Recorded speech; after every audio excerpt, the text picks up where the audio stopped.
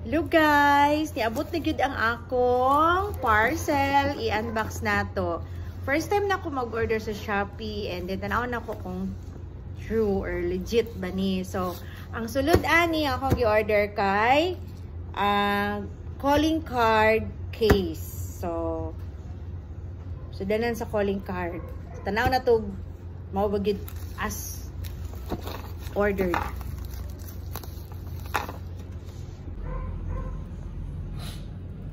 So, ayan.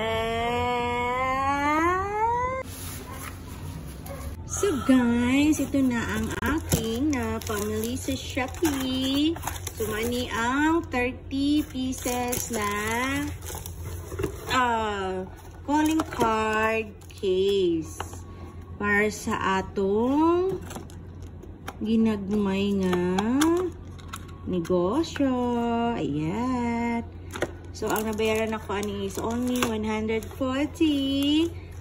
Ayan. So, kato lang ang akong update sa akong pag-unbox ani Shopee since I am excited kay gi-check na kog legit ba. So, kay legit man, ayun, sunod-sunod na ang atong order. So, kato lang.